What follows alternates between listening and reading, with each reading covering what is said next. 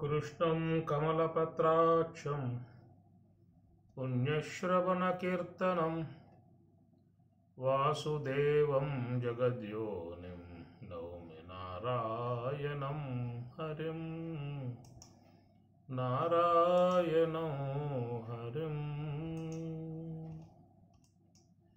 रामजोगी मंदु Konare पामारुलारा रामजोगी मंदु Konare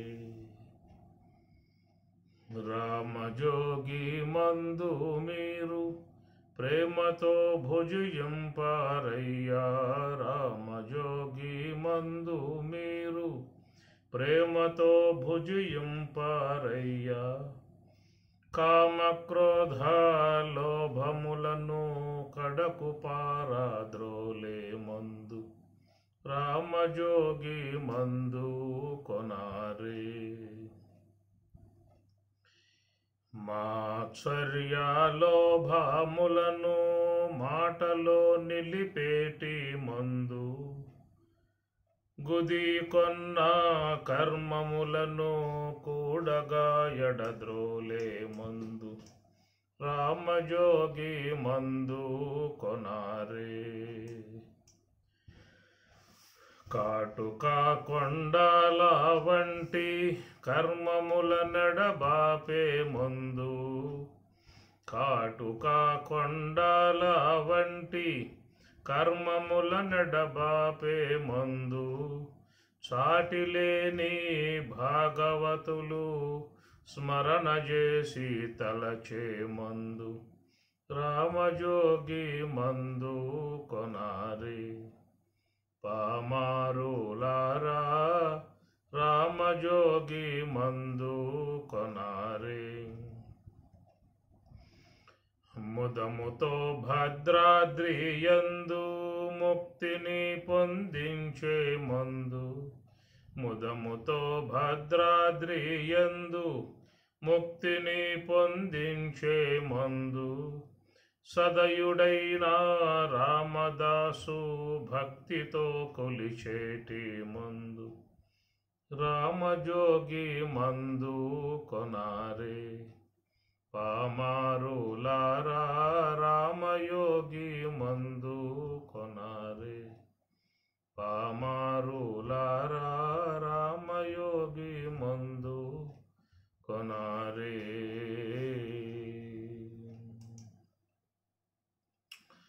సంసార సాగరం ఘోరం తర్తుం ఇచ్చతి యః నరః గీతానావం సమాసాద్య పారం యాతి సుఖేన సహ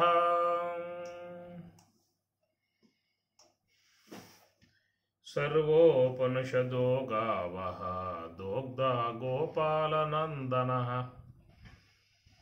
పార్థో వత్ససుధీః భోక్తా దుగ్ధం గీతామృతం మహత్తు దుగ్ధం గీతామృతం మహత్తు. భగవద్గీత 2వ అధ్యాయము 53వ శ్లోకము. శృతి విప్రతిపన్నాతే యదా స్థాస్యతి నిశ్చలా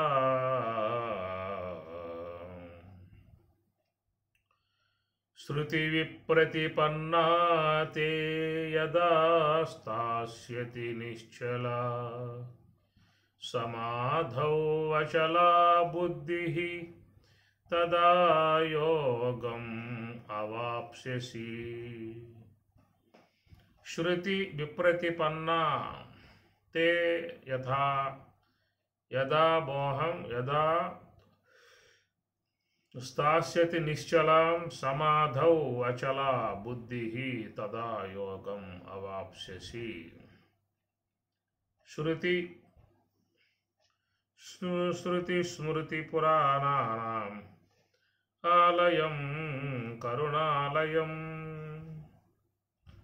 శృతులు అనేటువంటిది నిన్న మనం ప్రస్తావించుకున్నాము. శృశ్రవణే పూర్వకాలంలో గురువులు బోధిస్తూ ఉండగా శిష్యులు ఆ వేద మంత్రాలని అట్లాగే విని కంఠస్థం చేసేవారు. ఆ విధంగా ఉన్నటువంటి ఒక భాగాలనే శృతులు అన్నారు, వేదములు అన్నారు. అవి ప్రపాఠకములుగా, సూక్తములుగా, మంత్రభాగములుగా, దేవతా స్థుతి భాగములుగా ఉండేటువంటి మొత్తం వేదరాశి. శృతి, స్మృతి. స్మృతులు అంటే వేదములను ఆసరాగా చేసుకుని రచించేటువంటి తర్వాత కాలం రచించినటువంటి వాటిలను స్మృతులు అంటారు. స్మృతి శాస్త్రం. మనుస్మృతి, పరాశర స్మృతి, శంఖ స్మృతి, ఇట్లా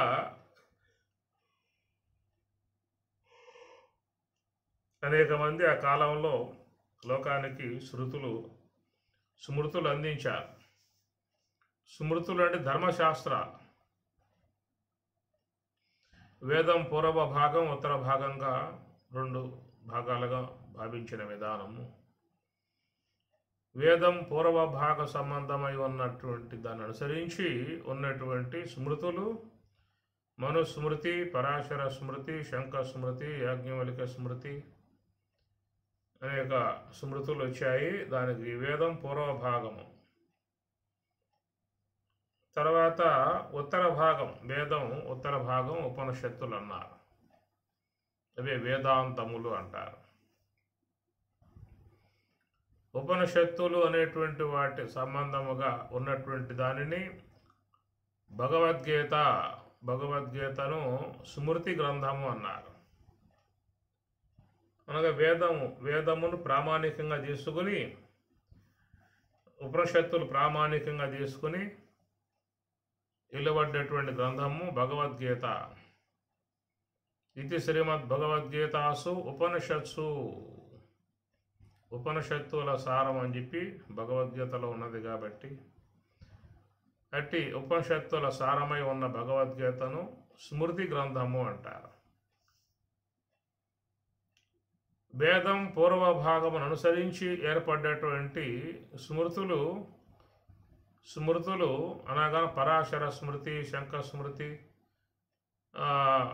మనుస్మృతి, యాజ్ఞవల్క్య స్మృతి, ఇట్లా ఇవన్నీ కూడా కాలానుగుణ్యంగా మారిపోతూ ఉంటాయి. ఎందుకంటే ఇవన్నీ కూడా ధర్మమును ఆధారంగా చేసుకుని ఏర్పడేటువంటివి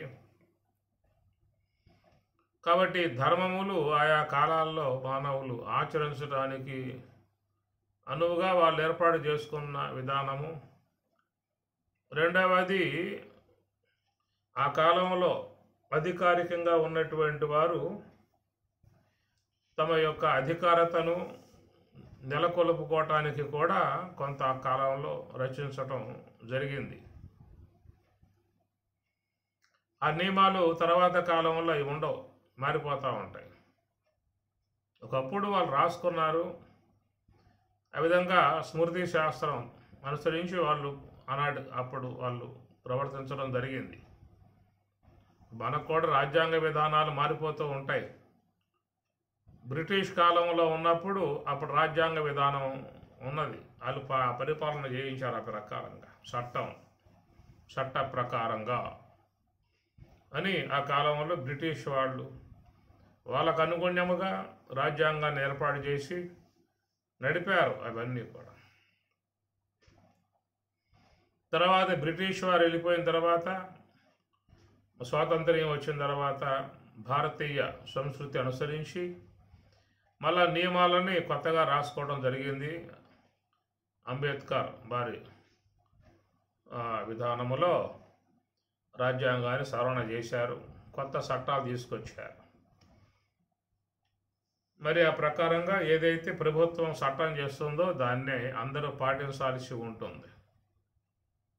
ఈ ప్రకారంగా మరి పూర్వకాలంలో ఎక్కువగా రాజ్యాలు విస్తరించి ఉన్న విధానం కనుక ఏ రాజ్యం ఆ రాజ్యంగా ఉన్నటువంటివి కాబట్టి వాళ్ళ కాలంలో తమ ప్రాంతానికి అనుగుణ్యముగా వాళ్ళు తన రాజ్యాంగ విధానం రాసుకునేవాళ్ళు.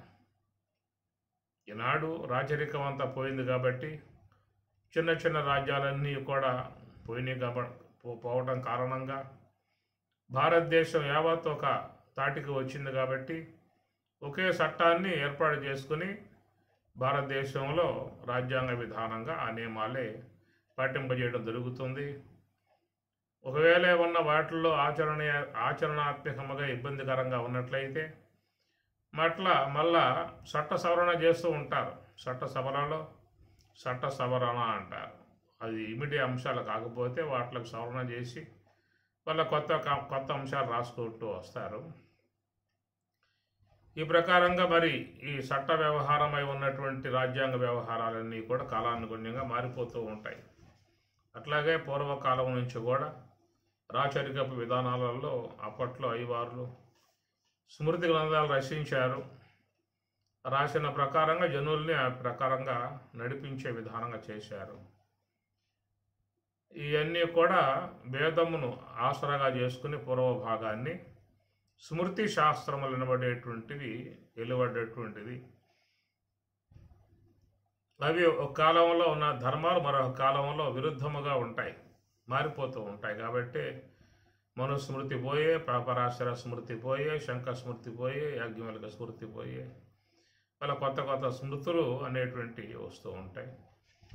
ఇట్లా మరి పూర్వ భాగముకు ఈ రాజ్యాంగ విధానంగా ఉన్న ధర్మాలని బోధించే విధానాలలో అవి కాలానుగుణ్యంగా స్మృతులు మారిపోతున్న విషయాన్ని మనం గమనించవచ్చు.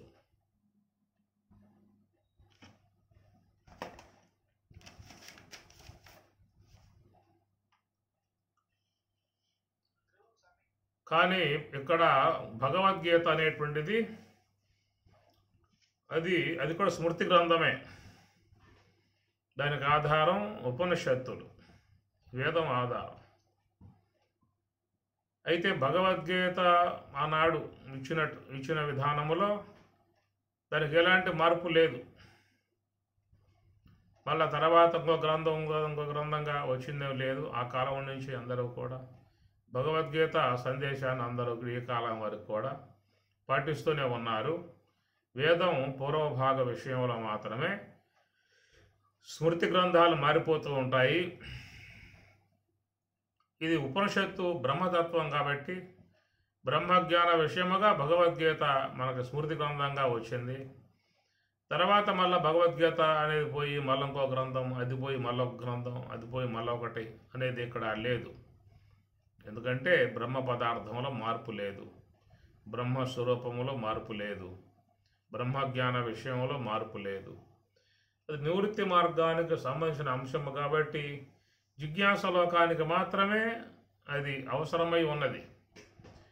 కేవలం భౌతిక జీవనం చేస్తూ సుఖభోగాలు అనుభవించే విధానంగా ఉన్నటువంటి వాళ్ళ విషయంలో అక్కడ మరి మనుస్మృతి, పరాశర స్మృతి, శంఖ స్మృతి ఇవన్నీ మారుతూ వచ్చే విధానాలుగా అక్కడ ఉంటాయి తప్ప నివృత్తి మార్గంగా ఉన్నటువంటి ఉపనిషత్తుల యొక్క విధానములు ఏర్పడినటువంటి భగవద్గీత అనేది ఇక మళ్ళా మారే విధానంగా లేదు. ఎంతకాలమైనా కానీ నివృత్తి మార్గ విధానం కాబట్టి దాన్ని అనుసరించే పోవాల్సి ఉంటుంది. ఉపనిషత్తులలో ఉన్నటువంటి యొక్క అంశాలని క్రోడీకరించుకొని సులభతరం చేసి మానవ జాతికి ఇచ్చారు కాబట్టి అలాంటి యొక్క అంశాలు మళ్ళా మార్పబడవు. దాన్ని తీసేసి మరో గ్రంథం పెట్టే విధానం ఏమి ఉండదు. ఎంతకాలానికైనా కానీ అందరూ దీన్ని అనుసరించి పాటిస్తూ పోవాల్సి ఉంటుంది. కాబట్టి ప్రకారముగా ఇక్కడ శృతి అంటే వేదం అని చెప్పి అనుకున్నాము. ఆ వేదం 2 భాగాలని చెప్పుకున్నాము. పూర్వ భాగం, ఉత్తర భాగము అని. పూర్వ భాగ సంబంధమై ఉన్నటువంటి స్మృతులు మనుస్మృతి, పరాశర స్మృతి ఇవన్నీ కూడా.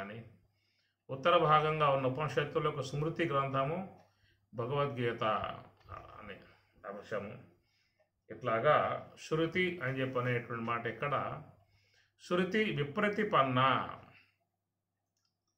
వేదముల వలన విపరీతిపన్న, కలత చెంది ఉన్నటువంటి మనస్సు గలవారు. విప్రతిపన్న అంటే కలత చెందినటువంటి అన్నారు. అనగా మనస్సు వికలమై ఉన్నటువంటి విధానం. ఎందుకంటే ఇవన్నీ కూడా వేదం పూర్వభాగ విషయం అంతా కూడా మరి భోగ సంబంధమై ఉన్నటువంటి అంశాలతో ముడిపడి ఉన్నటువంటి ప్రవృత్తి మార్గానికి సంబంధించి ఉన్నటువంటి అంశం అది. వేదం పూర్వభాగము ప్రవృత్తి మార్గానికి సంబంధింపబడి ఉన్నటువంటి అంశము. దాంట్లో ఎక్కువగా దేవతా సంబంధ స్థుతులు, కర్మలు ఎక్కువగా చెప్పుకొస్తూ ఉంటాయి. మీకు ఋగ్వేదం చూస్తే ఋగ్వేదంలో అనేక రకమైనటువంటి యజ్ఞములు, కర్మలు అనేటువంటి మీకు ఎక్కువ కనపడతా ఉంటాయి. అవన్నీ కూడా ఆ కాలంలో ఆచరించిన విధానం కూడా ఉన్నది. ఈ వేదం యొక్క పూర్వ భాగాన్ని నిరసించిన అంశాలు మన భగవద్గీతలో కూడా మనం చూస్తాం. ఇంతకుముందు చూసాం మనం భగవద్గీతలో, యామిమాం పుష్పితాం వాచం ప్రవదంత్య విపశ్చితః వేదవాదరతాః పార్థ నాణ్యదస్తి వాదినః అని గతంలో యామిమాం పుష్పితాం వాచం ప్రవదంతి అవిపశ్చితః వేదవాదరతాః అన్నారు. వేదముల యొక్క వేద సంబంధమైన వాదనలు చేయుట యందు రతాః ఆసక్తి కలిగి ఉన్నటువంటి వారు. వేదం యొక్క పూర్వ భాగాన్ని మాత్రమే వాళ్ళు పట్టుకుని ఆ ప్రకారంగా వాదన చేస్తూ ఉంటారట. నా అన్యత్తో అస్తి ఇది వాదిన, ఇంతకంటే మరొకటి లేదు, ఇదే మార్గం, ఇదే మోక్షము అని పూర్వభాగం అన్నమాట. ఇది కర్మకాండ సంబంధమై ఉన్నటువంటి యొక్క అంశము. నా అన్యత్తో అస్తి ఇది వాదిన అని వేదవాద రతాహ అని చెప్పని అంటారు. ఇట్లాగా వేదం యొక్క సంబంధమై ఉన్నటువంటి వాదోపవాదాలు పూర్వకాలంలో చాలా విస్తరించి జరిగినటువంటి యొక్క సందర్భాలు ఉన్నాయి.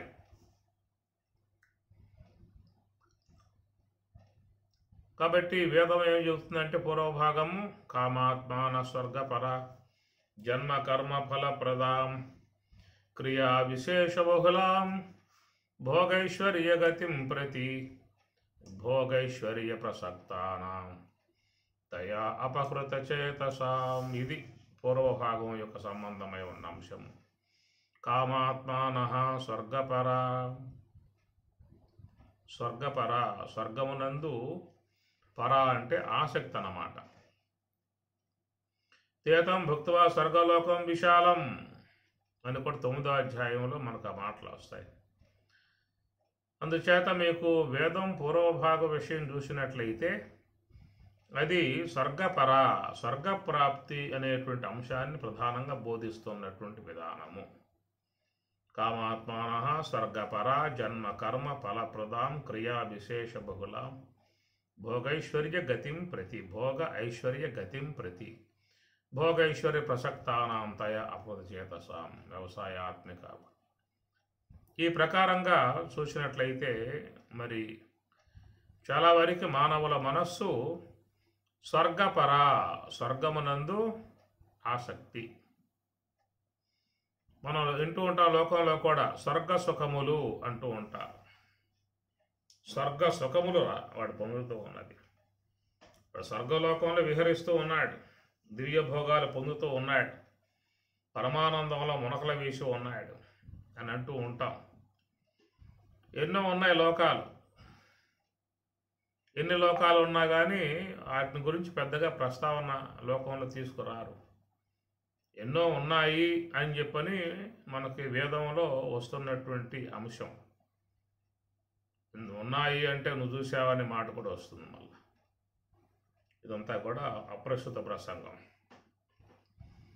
పురాణాలలో వాటిల్లో గంధర్వలోకము, పితృలోకము, అజానజ లోకము, కర్మదేవతల లోకము, అనేక తైత్రీయంలో కూడా ఈ విషయాలు మీకు ఆనందవల్లి అనే దాంట్లో ఈ లోకాల సంబంధమై ఉన్న విషయం వస్తుంది. పురాణాలలో బాహాటంగా వస్తుంది. ఎన్నో లోకాలు అనేటువంటి వాటి గురించి చెప్పినా కానీ ఎక్కువగా మానవులు అపేక్షించింది ఏమిటంటే స్వర్గపర తేతం భుక్త్వా స్వర్గలోకం క్షీణే పుణ్యే మర్త్యలోకం విశంతి. ఇవన్నీ కూడా మన భగవద్గీతలో వస్తాయి.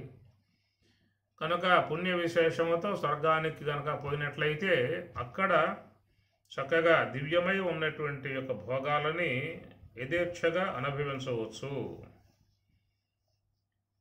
అందుట్లో స్వర్గం అనేటువంటి దాన్ని చూసినట్లయితే నిర్జరులు అన్నారు. స్వర్గంలో ఉన్న వాళ్ళని నిర్జరులు. నిర్జరులు అంటే వాళ్ళకు వృద్ధాప్యం లేదు. నిర్జరులు, ఇది స్వర్గంలో ఉన్నటువంటి వాళ్ళ పేరు. ఈ జర అనగా ముసల్తనం అనేది ఇక్కడే ఉంటుంది, భూలోకంలో ఉన్న మానవులకు ఉంటుందే తప్ప దేవలోకంలో ఉన్నటువంటి దేవతలకు నిర్జరులు, జర, ముసల్తనం వాళ్ళకి లేదు. లేకపోవడంలో కారణం ఏంటనే మాట చూసినట్లయితే వాళ్ళు అమృతపానం చేశారు కాబట్టి, అమృతాన్ని సేవించడం కారణంగా వాళ్ళకి ముసల్తనం అనేటువంటిది రాదు, నిత్య యవనంగా ఉండే విధానమే ఉంటుంది.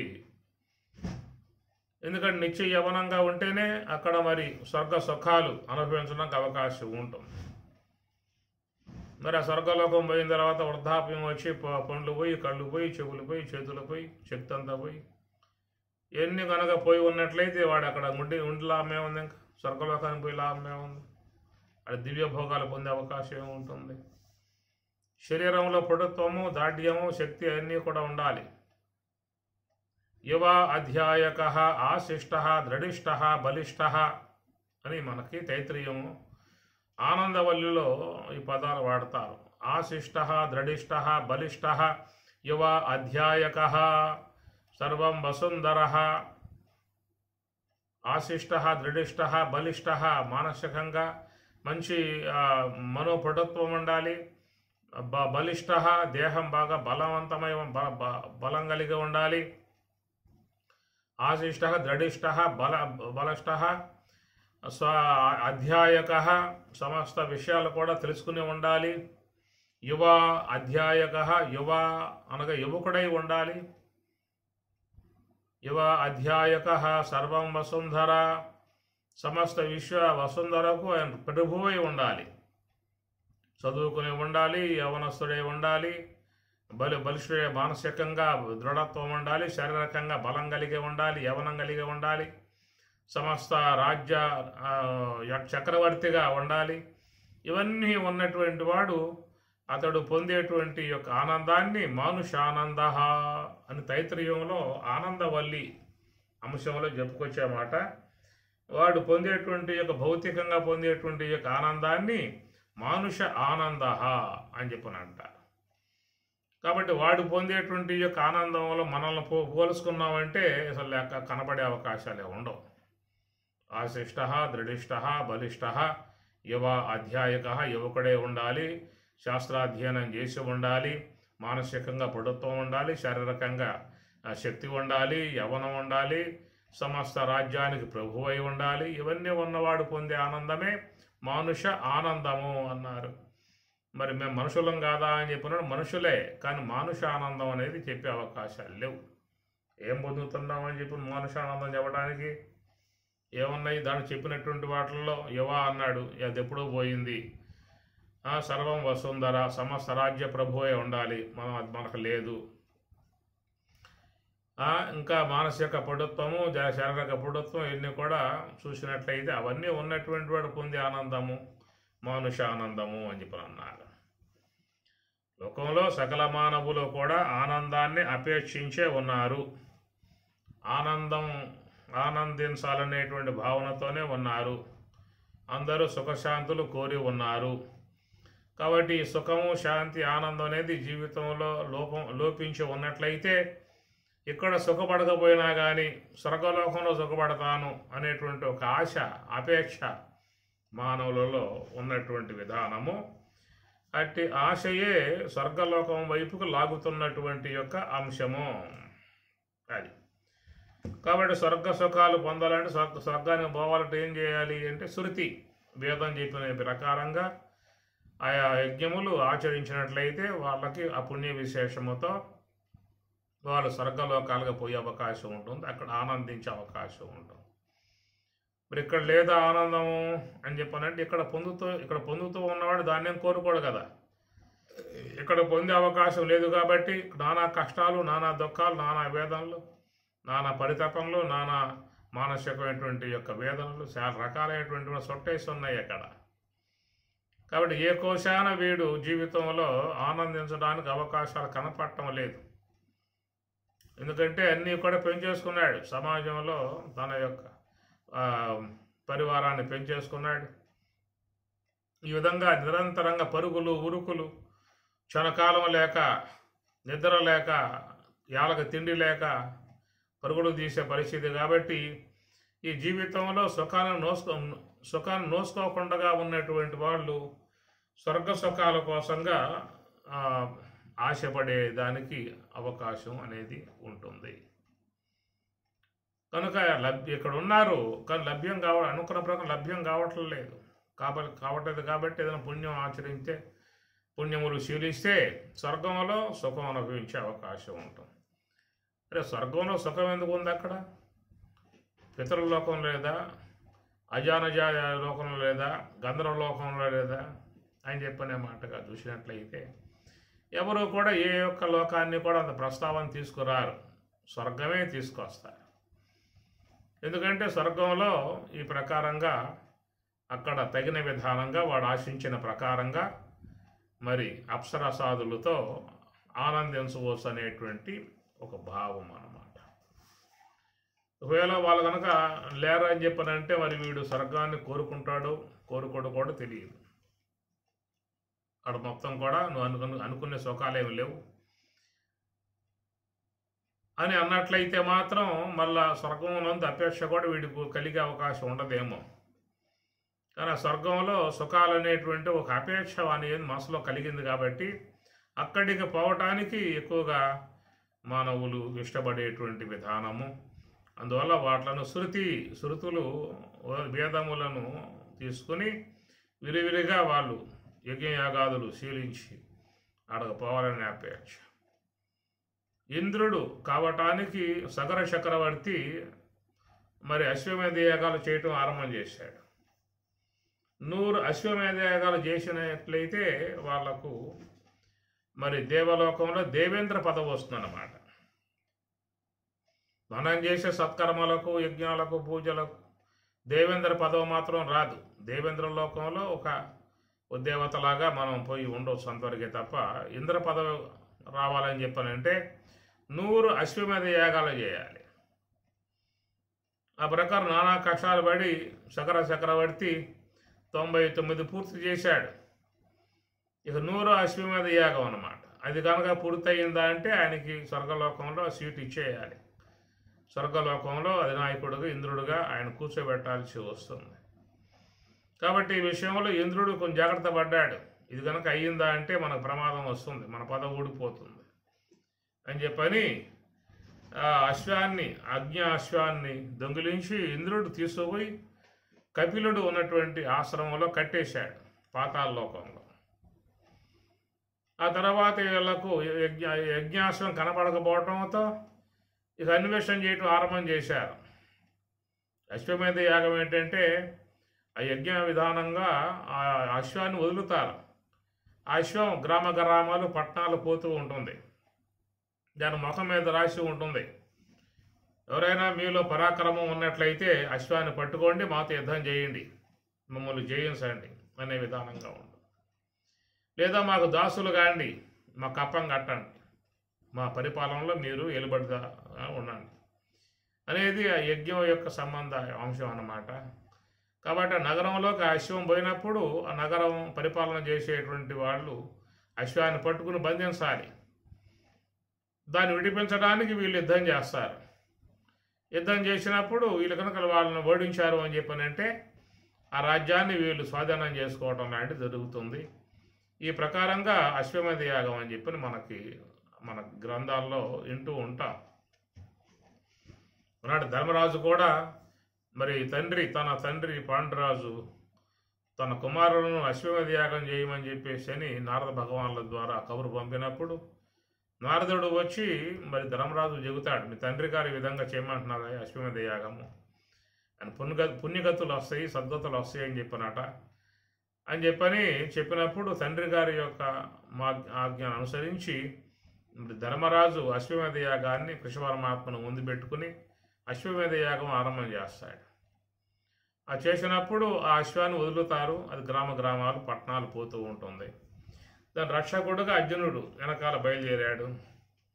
ఆ ప్రకారంగా అనేక రాజ్యాలను జయించి ధనరాశులను తీసుకొచ్చి తన ఖజానాలో పెట్టాడు కాబట్టి రాజ్య విస్తరణ చేసే విధానంగా ఆయన తిరిగాడు కాబట్టి ఆయన ధనంజయ అని పేరు వచ్చింది అర్జునుడికి. ధనంజయుడు అంటే అశ్వమేధ యాగ సందర్భంలో అనేక రాజ్యాలను జయించి ఆ ధనాన్ని తీసుకువచ్చి తన ఖజానాలో పడేశాడు కాబట్టి ఆయనకు పేరు ధనంజయుడు అర్థం. అట్లా రామచంద్ర స్వామివారు కూడా ఆ కాలంలో వశిష్ఠ భగవానుల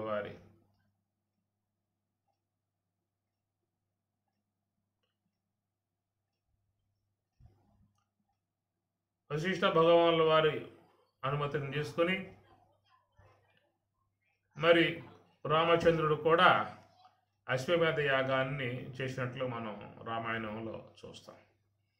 అంటే అశ్వం వదిలిపెట్టి ఆ యాగం సందర్భంలో పోయినప్పుడే లవకుశులు అశ్వాన్ని బంధించటం, ఆ తర్వాత స్వయంగా రాముడే రావాల్సిన పరిస్థితి రావటం, ఆ తర్వాత సీతమ్మ వారిని దర్శించటం చూస్తాం. మరి లవకుశ తన కుమారులుగా ఆయన గారు స్వీకరించలేదు. ఉత్తర రామాయణంలో వచ్చేటువంటి అంశం. మరి ఈ ప్రకారంగా అశ్వాన్ని తీసుకుపోయి ఇంద్రుడు కపిలుని యొక్క ఆశ్రమంలో కట్టేశాడు. అశ్వం కోసంగా సగర పుత్రులు ఎదగటం ఆరంభం చేశారు. ఎంత లెక్కపోయి చూసినా కానీ అశ్వం కనపడలేదు. 100 అశ్వమేధ యాగం అది చేస్తేనే సగరుడికి మరి ఇంద్రలోకంలో దేవేంద్ర పదవి వచ్చే అవకాశం ఉన్నది. తాను ప్రభువై పరిపాలన చేసుకుంటాడు, దేవలోకాన్ని పరిపాలన చేసుకుంటాడు. మరి ఆ భయంతో ఇంద్రుడు తీసుకుపోయి అశ్వాన్ని కపిలాశ్రమంలో బంధించినప్పుడు వీళ్ళు అశ్వం కోసంగా అన్వేషణ చేశారు, కనపడలేదు. చివరికి ఈ భూమిని త్రవ్వి లోపలికి పోయారు అన్నారు. ఈ భూమిని త్రవ్వి పాతాళలోకం దాకా పోయారు. ఈ భూమిని త్రవ్వటం కారణంగానే ఈ సముద్రము అనేది ఏర్పడింది అని చెప్పని సగరపుత్రుల ద్వారా ఈ భూమి త్రవ్వబడింది కాబట్టి, ఈ త్రవ్వటం వల్ల ఏర్పడింది కాబట్టి ఈ సముద్రము, అందువల్ల సముద్రానికి పేరు సాగర అని అర్థం. సాగర అంటే సగరుడు, సగర పుత్రుల ద్వారా త్రవ్వబడింది కాబట్టి అందువల్ల సముద్రం ఏర్పడింది కనుక దాన్ని సాగరము అని చెప్పి అంటారు. మరి అట్లాగా పాతాళలోకం దాకా పోయి అక్కడ కపిల ఆశ్రమంలో వాళ్ళ అశ్వాన్ని చూసి ఈ విధంగా ఈ సాధువు మన అశ్వాన్ని దొంగిలించాడు, ఆశ్రమంలో కట్టేశాడు, దొంగ సాధువు అని చెప్పని వాళ్ళు ఆయన పోయి బాధించారు. బాధించడంతో తపస్సులో ఉన్నటువంటి తాను ఒక్కసారిగా 2 కళ్ళు తెరిచాడు. ఆ కళ్ళు తెరవటంతో మొత్తం 10,000 మంది కుమారులు సగరునికి, ఈ 10,000 మంది ఒకసారిగా భస్మం అయిపోయారు. ఆ పని భస్మం అయిపోవటం కారణంగా తర్వాత అంశుమంతుడు తన తండ్రులు రాకపోవటంతో ఎతుకుతూ ఆయన గారు బయలుదేరి చివరికి తిరిగి చివరికి కపిలాశ్రమం రావటం, కపిలాశ్రమంలో మహాత్ముడు ఉండటం, ఆయన నమస్కారం చేసి అయ్యా ఇట్లా మా పితరులు ఈ విధంగా వచ్చారు అశ్వం ఎతుకుతూ వెళ్ళిపోయారు అని చెప్పనే విషయం అడిగితే, ఈ ప్రకారంగా తపస్సు చేసుకుంటున్న నన్ను వాళ్ళు బాధించారు కనుక దాని కారణంగా అగ్ని ద్వారా భస్మం అయిపోయారు. ఇదిగో భస్మరాశులు, బూడిద గొప్పలు ఇవన్నీ కూడా మీ యొక్క తండ్రులు అని చెప్పాను. ఆ తర్వాత మరి ఎట్లా మా సద్గతి లభిస్తుంది మా పితరులకు అని చెప్పని అంటే, బ్రహ్మలోకంలో ఉన్నటువంటి గంగా మాత భూలోకాన్ని రాగలిగితే దాని కారణంగా వీళ్ళు మరి ఆ గంగా మాత వాళ్ళ పునీతులై స్వర్గానికి పోతారని చెప్పని అంటాము. ఆ యజ్ఞాశ్వం తీసుకువచ్చి 100 అశ్వమేధ యాగాన్ని గావించి ఆ తర్వాత తన యొక్క తండ్రులకు సద్గతి లభించే విధానంగా మరి బ్రహ్మలోకం నుంచి గంగమ్మను తీసుకురావటం, తపస్సులో కూర్చోవటము, ఆయన ఆయుకాల పర్యంతం తపస్సు చేసి చివరికి ఆయన అసూలుగా చెల్లిపోవటము, ఆ తర్వాత తన కుమారుడు భగీరథుడు ఆయన రావడం, తపస్సు చేయటం, ఆ భగీరథ ప్రయత్నం ద్వారా బ్రహ్మలోకం ఉన్నటువంటి గంగామాతను తీసుకురావటము, పాతాళలోకం దాకా తీసుకుపోవటంతో భస్మరాసులు తడిసి చక్కగా వాడు పునీతులై ఉత్తమ లోకాలకు పోయిన విధానంగా మన పురాణ భాగాల్లో వచ్చే అంశము. అందువల్ల చాలామంది కాశీలో హరిశ్చంద్ర ఘాటు కాడ చుట్టుపక్కల ప్రాంతాలు ఎవరైనా దేహం సాలిస్తే దాన్ని తీసుకువచ్చి అక్కడ దాన్ని దహనం చేస్తారు. సద్గతి లభిస్తుంది అనేటువంటి ఒక భావన అన్నమాట. గంగలో పడేస్తే మరి వాళ్ళు సద్గతి పోతారనే భావన. ఈ ప్రకారంగా దేవేంద్ర పదవి పొందటానికి ఎంతో తిప్పలబడ్డటువంటి విధానం సగరుడు. ఆ తర్వాత కాలంలో కూడా మరి ఒక అతను, ఆయన పేరు ఖట్వా, ఇంకొక మహారాజు ఉన్నాడు. ఆయన కూడా 100 అశ్వమేధ యాగాలు చేసి మరి ఇంద్ర పదవిని అధిరోహించాడు. ఆ తర్వాత ఇంద్ర పదవి అధిరోహించినప్పుడు ఆయన కొంచెం ఆ పదవి అహంకారం రావటంతో మహర్షులనే బోయిలుగా పెట్టుకుని ఆయన గారు మోసుకుంటూ తీసుకుపోతూ ఉంటే అగస్త్య మహర్షి ఆయన శపించి సర్పోభవ, ఆ ప్రకారంగా ఆయన కూడా సర్పమై పడిపోయాడు. ఇది మనకు వస్తున్నటువంటి యొక్క అంశములు. మన పురాణాలలో ఇంద్రుడు దేవేంద్ర పదవి కోసంగా చాలామంది ప్రయత్నం చేసిన విధానం, ఇంకా దేవలోకాలకి పుణ్యలోకాలకు పోవటానికై చేసేటువంటి యజ్ఞయాగాదులు ఏమిటి కారణము? ఇదేమైనా మోక్షమా అని చెప్పనంటే ఎక్కువగా పుణ్య విశేషంతో సుఖపడే అవకాశం ఉన్నది, ఆనందాన్ని పొందే అవకాశం ఉన్నది. కనుక మానవుని యొక్క ప్రధానమై ఉన్నటువంటి కోరిక సుఖపడాలి, ఆనందించాలి అన్నటువంటిది వాని యొక్క ప్రగాఢ వాంఛ. ఎక్కడ ఈ సుఖం ఉంటుందో, ఎక్కడ ఈ ఆనందం ఉంటుందో అక్కడికి పోవటానికి మానవుడు ప్రయత్నం చేసే విధానం ఉంటుంది. మన తాత్వికాంశముగా పోయినట్లయితే ఏ యొక్క మానవుడు ఆనందాన్ని అపేక్షిస్తూ ఉన్నాడో, సుఖాన్ని అపేక్షిస్తున్నాడో, శాంతిని అపేక్షిస్తూ ఉన్నాడో, ఇవన్నీ కూడా మరి ఆత్మ యొక్క స్వరూప లక్షణాలు అని చెప్పని తాత్విక భావన చెప్పేటువంటి యొక్క అంశం. ఉపనిషత్తులు భగవద్గీత అధ్యయనం చేస్తే తెలిసేది ఏంటంటే ఆత్మ యొక్క స్వరూప లక్షణములు సత్యం, జ్ఞానం, అనంతం బ్రహ్మ, ఆనందో బ్రహ్మేతి విజాన. ఈ తాత్విక విధానంలో వచ్చే అంశం. కానీ తత్వజ్ఞానం లోకంలో ఎంతమంది అధ్యయనం చేస్తూ ఉన్నారు? చాలామందిలో లేదు. ఉపనిషత్తులు ఎవరు పట్టుకుంటున్నారు చెప్పండి? ఎవరికి ఉపనిషత్తులలో పరిచయం ఉన్నది? ఈశకేన కట ప్రశ్న ముండమాండిక్య. ఎంతో ఆధ్యాత్మికంగా ఉన్నటువంటి వాళ్ళల్లో కూడా ఉపనిషత్తుల పరిచయం ఏమాత్రం లేదు. ఎందుకంటే అవన్నీ కూడా దేవభాష, సులభంగా అర్థమయ్యే అవకాశాలు కాదు కాబట్టి దాని జోలికి పోరు. అందుబాటులో ఉన్నాయి ఏంటంటే కర్మలు. ఈ కర్మకాండ అందుబాటులో ఉంది కాబట్టి ఏదో కొంత డబ్బు ఖర్చు పెడతారు, ఆ విధంగా సత్కర్మలు, యజ్ఞయాగాదులు చీలిస్తారు. దాని ద్వారా మాకు పుణ్యలోకాలు ప్రాప్తిస్తాయి, స్వర్గ సుఖాలు అనుభవించే అవకాశము ఏర్పడుతుంది.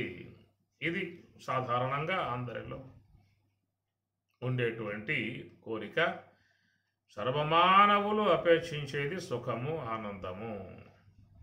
దుఃఖమాగంతుకంబైతోచుచుండు సుఖము స్వాభావికము నాకు సూరివర్య అని సీతారామాంజనేయము. దుఃఖమాగంతుకంబైతోచుచుండు సుఖము స్వాభావికము నాకు సూరివర్య. దుఃఖం బయట నుంచి వస్తుందయా? సుఖం అనేది నా యొక్క స్వరూప లక్షణం.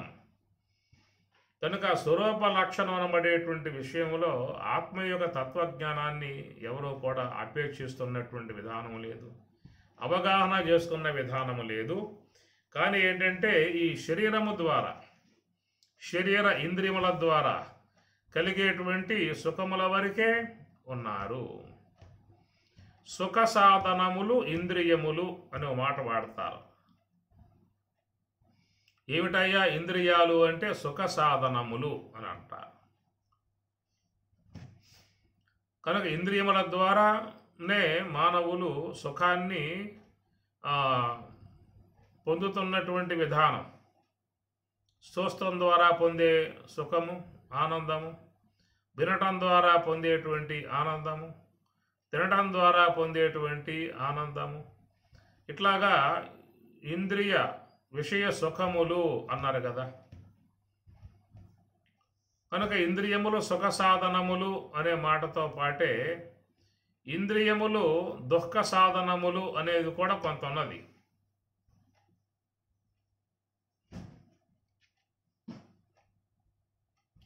ఏహి సంసర్షయ భోగ దుఃఖయోనయ ఏవతే.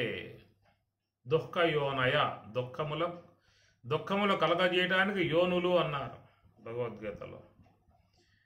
కాబట్టి ఇంద్రియములు సుఖ సాధనములు దుఃఖ సాధనములు రెండు అవుతాయి.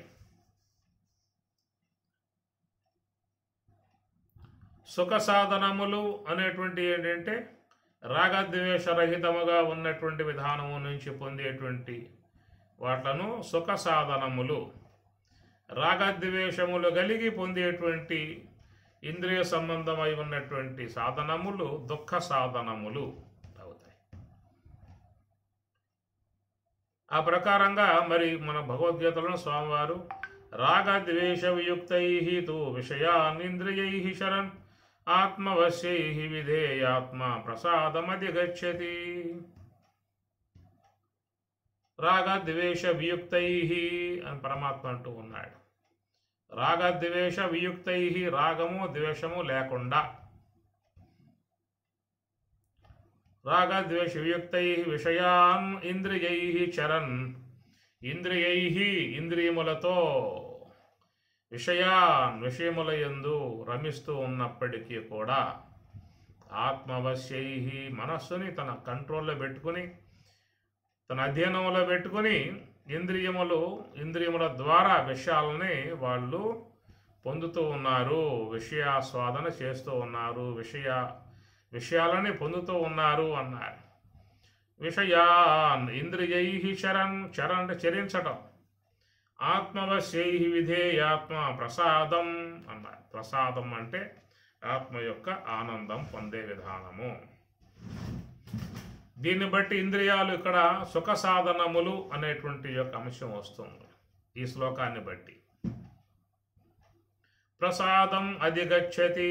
ప్రసాదం అంటే భగవంతుని యొక్క ఆనంద లక్షణాన్ని పొందటమే ప్రసాదం.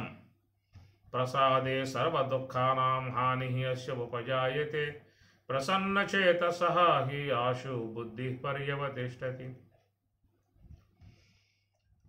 ఇక్కడ ఇంద్రియములు ద్వారా విషయముల ద్వారా వాళ్ళు ప్రసాదం అనగా ఆనందాన్ని పొందుతున్న విధానము అని, ఇంద్రియములు అరికట్టడం ద్వారా కూడా పొందేటువంటి యొక్క ఆనందం. సర్వద్వారాణి సంయమ్య మనోహృది నిరుధ్యశ మూర్ధనయాదాయాత్మనః ప్రాణః ఆస్థితో యోగధారణ. కాబట్టి ఇంద్రియములను అరికట్టి నివృత్తి మార్గంలో ప్రయాణం చేసి యోగ సమాధి అనబడేటువంటి దాన్ని పొంది అక్కడ ఆనందిస్తూ ఉన్నారు ఒక అంశం అన్నమాట. ఇది కొంచెం మరి ప్రయాసతో చేరి ఉన్నటువంటి అంశము. ఈ మార్గంలో పోవాలని చెప్పనంటే చాలామంది ఇష్టపడరు, మేము చేయలేము, మా వల్ల కాదు అని చెప్పనంటారు. అయితే ఇంద్రియములతో సంబంధం పడి ఇంద్రియముల ద్వారానే ఆ సుఖాలని ఆస్వాదిస్తాము అనేటువంటి భావన లోకంలో దాదాపుగా 190 మందికి పైగా ఉన్నది. ఇంద్రియాలను అరికట్టి మనస్సును అరికట్టి అంతర్ముఖులై ప్రయాణం చేసి మరి ఆ యొక్క ప్రయాసతో చేరి ఉన్నటువంటి ప్రయాణం క్లేశోధికతరస్తేషాం అవ్యక్తాసక్తచేతసాం అవ్యక్తా హి గతి దుఃఖం దేహవద్భిః అవాప్యతే. పరమాత్మ అన్నమాట. దేహవద్భిః, లోకంలో అందరూ దేహదారులై ఉన్నారు, దేహ భావన పొంది ఉన్నారు, దేహ వ్యామోహంలో ఉన్నారు. దేహవద్భిః, దేహదారులై ఉన్నటువంటి వీరు అవ్యక్త ఆసక్త చేతసాం, అవ్యక్తముకు బ్రహ్మమునందు ఆసక్తి కలిగి ఉన్నటువంటి వారు ఆ మార్గంలో పోవటానికి వాళ్ళు క్లేశ అధికతర, క్లేశము అధికతరముగా పొందాల్సి ఉంటుంది. ఆ క్లేశాన్ని సహించుకొని నివృత్తి మార్గంలో ప్రయాణం చేసే వాళ్ళు చాలామంది ఉన్నారు. సామాన్య విషయం కాదు అది. రమణ భగవానుల వారు తిరుమన్నామలై అయిపోయి ఆ గుహలో కూర్చున్నాడు. ఆ గుహలో కూర్చుంటే అన్ని చేమలు, దోమలు, నల్లులు, పిల్లులు, గిల్లులు వాటితో ఆయన కాపురం చేశాడు. ఆ శరీరం మీద అడవి ఈగలు అవన్నీ వాలి ఆయన కుట్టి చేస్తే రక్తం స్రవించి దేహమంతా నానా తిప్పల పడ్డ విధానం ఆయనకున్నది. క్లేశ అధికతర దేశం. అట్లా మలయాళ స్వాముల వారు చూస్తే ఆయన కూడా తిరుమన్నామలై గోగర్భానికి పోయి ఆ గోగర్భంలో తిండి తీర్థం లేకుండా అక్కడ పులులు, సింహాలు, పాములు, గిముల మధ్యలో ఆయన కూడా తపస్సు చేసిన అంశముగా మనకి మలయాళ స్వాముల వారి జీవిత చరిత్రలో చూసుకోవచ్చు. ఇప్పటికి కూడా గోగర్భం అని చెప్పని వాళ్ళ ఆశ్రమం అక్కడ ఒకటి ఉన్నది. ఆ ప్రకారంగా అంతలకెందుకు పోవాలా, ఇంట్లో చేసుకోవచ్చుగా, ఇంట్లో అన్ని సౌకర్యాలు ఉంటాయి కదా మనకి అని చెప్పనంటే ఇంట్లో ఇంకేముంది, ఈగల ద్వారా పల్లకీల ద్వారా ఇంట్లో ఉండే వ్యవహారం కాబట్టి అంతగా చేయలేమని చెప్పిన ఉద్దేశం. దీనికి దూరంగా వెళ్తున్న పరిస్థితి. సరే, ఏదేమైనా కష్టపడందే వచ్చే అవకాశాలు కాదు, అంత తేలిగ్గా ఊడిపడే విషయం కాదు. బహూనాం జన్మనాం అంతే జ్ఞానవాన్మాం ప్రపద్యతే అని పరమాత్మ కూడా బహూనాం జన్మనాం అనేక జన్మలు కూడా పట్టొచ్చు రాబాయ్, అంత కర్మ లోన పెట్టుకున్నావు, ఈ మొత్తం పోవాలంటే ఈ జన్మకే పోయే అవకాశం కాదు. బహూనాం జన్మనాం అంతే జ్ఞానవాన్ అనేదిగా ఉన్నటువంటి యొక్క అంశము. అందువల్ల ఈ మార్గాన్ని గట్టిగా పట్టుకుని పోయేవాళ్ళు లోకంలో ఉన్నారు. అయితే పోకుండా ఉన్నటువంటి వాళ్ళతో పోలిస్తే పోయేవాళ్ళు ఒక 10%, 5% తప్ప మిగతా 95% ఈ మార్గం ఉన్న వాళ్ళే ఉన్నారు. ఇంద్రియముల ద్వారా సుఖ సాధనములుగా అపేక్షించి ఉన్నటువంటి వారు ఎవరైనా జీవితంలో సుఖాన్ని అపేక్షించి ఉన్నారు. నేను సుఖంగా ఉండాలి, శాంతిగా ఉండాలి అనే తప్ప ఎవరో కూడా దుఃఖాన్ని అపేక్షించే లోకంలో ఎవరూ లేరు. కనుక ఆ సుఖం కోసం అరులు సాస్తూ ఉన్నారు. సుఖం యొక్క జీవితం సుఖమయ్యే జీవితం చేసుకోవాలి, సుఖాలు అనుభవించాలి, ఆనందాన్ని పొందాలి అనేది స్వతసిద్ధముగా ప్రతి ఒక్క వ్యక్తి యందు ఉన్నటువంటి యొక్క వాంఛ.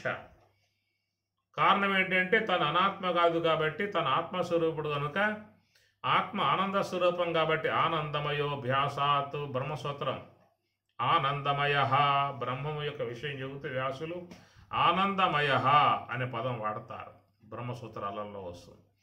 ఆనందమయోభ్యాసాత్ అభ్యాసాత్ వేదములలో కూడా మంత్రభాగాలలో కూడా బ్రహ్మము యొక్క విషయంగా చెప్తూ పలుమార్లు మంత్రభాగాలన్నీ కూడా ఆనందమయ అని చెబుతూ ఉన్నాయట.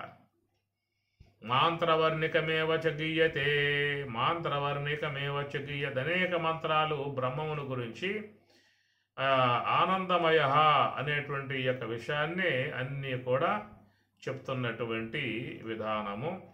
అట్టి ఆనంద స్వరూపమునకు అత్యంత సమీపముగా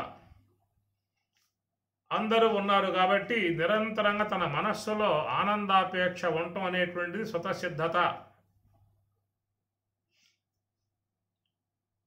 ఇది ప్రతి ఒక్క వ్యక్తి స్వతసిద్ధముగా స్వాభావికముగా ఏర్పడ్డటువంటి లక్షణం.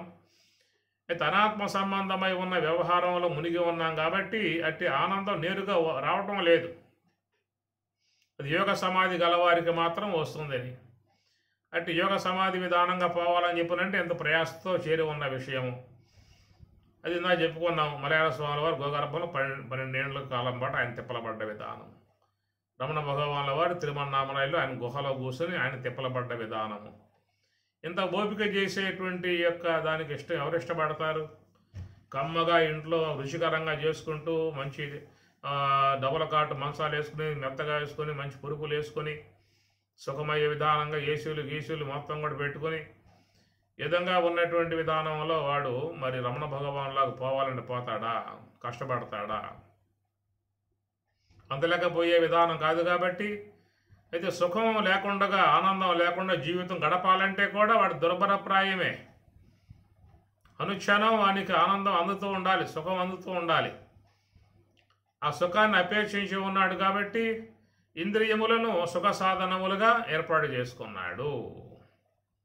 నాస్తి బుద్ధి అయుక్తస్య నచాయుక్తస్య భావన నచాభావయత శాంతి అశాంతస్య కుత సుఖం అని పరమాత్మ చెప్పినమాట. నాస్తి బుద్ధి అయుక్తస్య, అయుక్తుడికి బుద్ధి లేదు. బుద్ధి లేకపోవటం వల్ల బ్రహ్మభావన లేదు. బ్రహ్మభావం లేకపోవటం వల్ల శాంతి లేదు. శాంతి లేకపోవటం వల్ల సుఖం ఎక్కడిది? అశాంతస్య కుత సుఖం అన్నాడు. కాబట్టి ప్రకారంగా వేతావత్తు విషయం ఏంటంటే మానవుడు సుఖం ఆనందం అనేవి లేకుండా బతకలేడు. వీడు మరణాన్నైనా కోరుకుంటాడే తప్ప ఇవి లేకుండా ఉండలేడు. ఇవి లేని చోట ఏముంటాయి? దుఃఖము అశాంతి ఉంటాయి. చీకటి ఉన్నదా? వెలుతురు ఉండదు. వెలుతురు ఉన్నదా? చీకటి లేదు.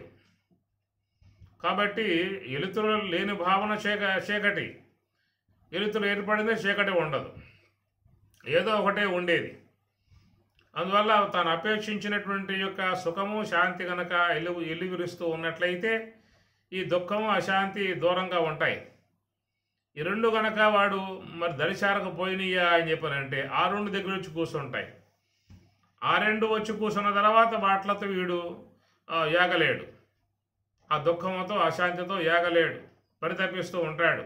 ఎట్లా బయటపడాలి, ఎట్లా ఇట్ల నుంచి తప్పించుకోవాలి, ఇది వాని యొక్క ప్రయత్నం అన్నమాట. కాబట్టి ఆ ప్రకారంగా వాటిని ఎవరు భరించే అవకాశాలు లేవు, వాటిని పొందే అవకాశాలు లేవు, పొందే ఇష్టత ఎవరికి కూడా లేదు. తన జీవితం ఎప్పుడూ కూడా పుష్పించిన పువ్వులాగా, పరిమళించిన పుష్పంలాగా ఎప్పుడూ కూడా సుగంధాలతో ఆనందంగా సుఖముగా శాంతిగా అనేటువంటి విధానం అది స్వరూపత వచ్చినటువంటి అపేక్ష, లోపల ఉన్నటువంటి వస్తువు యొక్క సంబంధ అపేక్ష బయటికి ఎగతన్నుతూ ఉన్నది. చూడు, సమ్మర్ వచ్చింది. ఈ సమ్మర్ కాలంలో చాలామంది ఇళ్లలో ఘటం పెట్టుకుంటారు, కుండ పెట్టుకుంటారు. ఫ్రిడ్జ్ వాటర్ వాడటం ఇష్టం లేనటువంటి వాళ్ళు ఘటాలు పెట్టుకుంటారు. ఫ్రిడ్జ్ వాటర్ వాడటం కూడా మంచిది కాదు.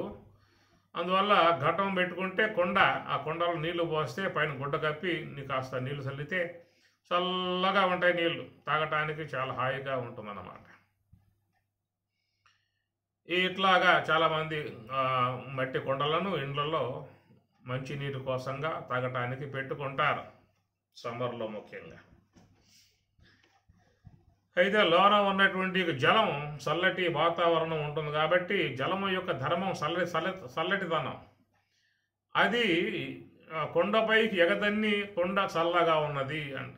కొండ చల్లగా ఉండదు. కొండ లోపల ఉన్న జలం, నీటి యొక్క శీతలత్వము కొండ పైకి వచ్చి రావటం వల్ల కొండ చల్లగా ఉన్నది అంట. కొండ చల్లగా ఉండదు. ఆ చల్లగా ఉండే విధానం జలానిది.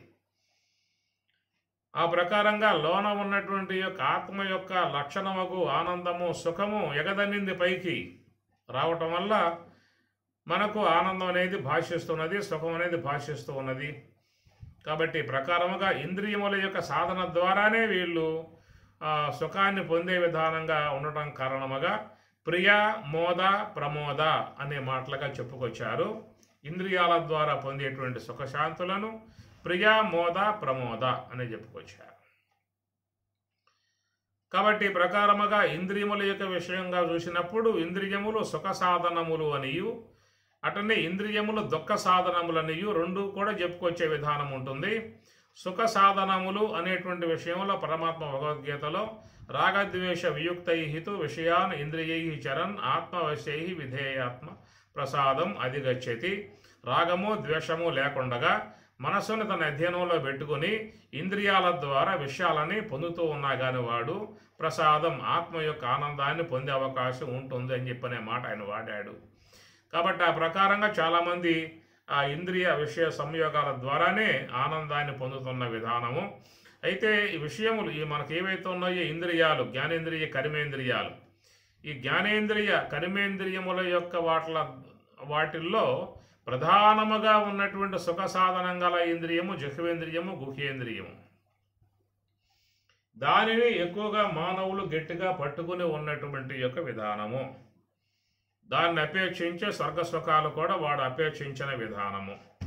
ఆడకపోతే చక్కగా ఇంకా యథేచ్ఛగా ఎలాంటి నియమాలు లేకుండా, కట్టుబాట్లు లేకుండా ఇంకా బాగా సుఖాన్ని పొందవచ్చు అనేటువంటి యొక్క అపేక్ష ఉంది. కాబట్టి వాడు శృతి వేదాలు ముందు పెట్టుకుని యజ్ఞయాగాదులు శీలించి ఆయా దేవతలను ఆరాధించి వాళ్ళ పర్మిషన్తో వాడు ఆ లోకాలకి పోయి అక్కడ దివ్య భోగాలు పొందటానికి అరులు శాస్తున్నటువంటి విధానము. కాబట్టి ప్రకారముగా శృతి అంటే వేదం యొక్క సంబంధ విధానాలని మానవుడు స్వర్గ సుఖములు పొందాలనేటువంటి యొక్క అపేక్ష ప్రగాఢంగా ఎందుకు ఏర్పడిందనే మాట చూసినట్లయితే ఇక్కడ అంతగా ఇంద్రియాల ద్వారా పొందే అవకాశం లేదు. అక్కడైతే ఇలాంటి సంసార సంబంధమై ఉన్న బాధలు, సామాజిక సంబంధమై ఉన్న బాధలు, కట్టుబాట్లు, ఈ ధర్మాలు ఇవన్నీ కూడా మరి ఇరుకు సందులో పోయే విధానాలు కాబట్టి ఇవేవి కూడా అక్కడ ఉండవు. స్వర్గలోకంలో ఇవన్నీ ఉండవు కాబట్టి అక్కడ చక్కగా సుఖాలు అనుభవించే అవకాశం ఉంటుంది. కాబట్టి మానవుడు ఎక్కువగా వేదాన్ని ముందు పెట్టుకుని కామాత్మాన స్వర్గపరా జన్మ కర్మ ఫలప్రదాం క్రియా విశేష బహుళ భోగైశ్వర్య గతిం ప్రతి భోగైశ్వర్య ప్రసక్తానం. ఇది ఎక్కువగా మనకి శృతి ద్వారా విప్రతిపన్న మానవుని యొక్క మనస్సు కలత చెంది ఉన్నది అని చెప్పి అంటూ ఉన్నాడు.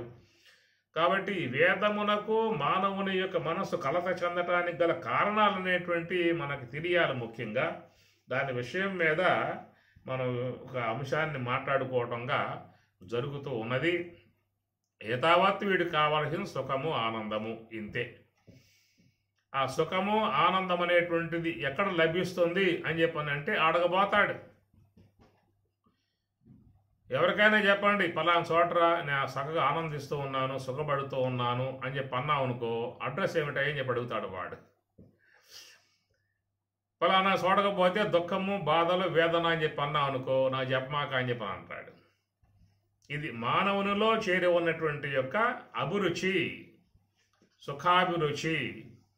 దాన్ని అనుసరించే ఈ శృతి అనేటువంటి యొక్క అంశం బయలుదేరటము, దాన్ని ముందు పెట్టుకుని ఎట్లా దీని ద్వారా అని చెప్పనే విషయంగా ఈ ఇహలోకములో ఎన్ని కూడా అనేక బాధలు, దుఃఖములు, వేదనలు, శారీరక సంబంధమై ఉన్నటువంటి యొక్క వ్యాధులు, చుట్టూ చేరి ఉన్న సంసారాదులు, అనేకం చేరి ఉన్నటువంటి యొక్క ధర్మ కట్టడలు, ప్రభుత్వ సంబంధమై ఉన్న కట్టడాలు, ఏమీ పొందటానికి వీల్లేదు, తినటానికి వీల్లేదు, చూస్తానికి వీల్లేదు, పోవడానికి వీల్లేదు, మొత్తం అంతా కట్టిపారేయడం కారణంగా ఇక్కడ కాదులేవాయే, ఇక్కడ ఉండి ఏం పొందే అవకాశాలు లేవు, నువ్వు చెబుతున్నావు కదా ఎక్కడో అని చెప్పేసి అని అక్కడికి పోవాలని ఏం చేయాలని చెప్పనే మాటగా ఇదిగో చూడు ఇవన్నీ కూడా చేశావు అంటే నీకు ఎంతో పుణ్య విశేషం వస్తుంది. దానివల్ల చక్రవర్తి 100 అశ్వమేధాలు చేసి దేవేంద్రుడయ్యాడు.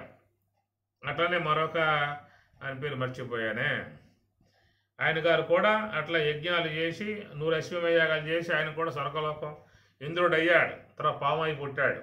ఇవన్నీ కూడా మనం చూస్తే పురాణాలలో ప్రధానముగా సుఖ సాధనములుగా ఇంద్రియాలను మరి ఆ సుఖ భోగములకు ఆలవాలముగా ఉన్నటువంటి ఇంద్రాది లోకాలను వాట్లను దృష్టిలో పెట్టుకునే మీకు వేదం పూర్వభాగం అనేటువంటిది నడుస్తున్నటువంటి అంశము. శృతి అన్నాడు. విప్రతిపన్న అట్టి శృతి వల్ల, వేదముల వల్ల విప్రతిపన్న కలత చెంది ఉన్న విధానము అన్నారు. ఏమిటి కలత? ఈ కలత కారణం ఏమిటి? ఈ శృతి వల్ల పొందుతున్న కలతలు ఏమిటి అనేటువంటి యొక్క విషయం మీద కొంత మళ్ళా అన్వేషణాంశం ఉంటుంది. దాన్ని కూడా చూద్దాం.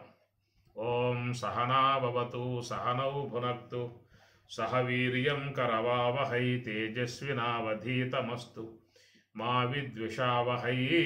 ఓం శాంతి శాంతి శాంతి. హరి ఓం తత్సతు. శ్రీ గురుభ్యో నమః. హరి ఓం.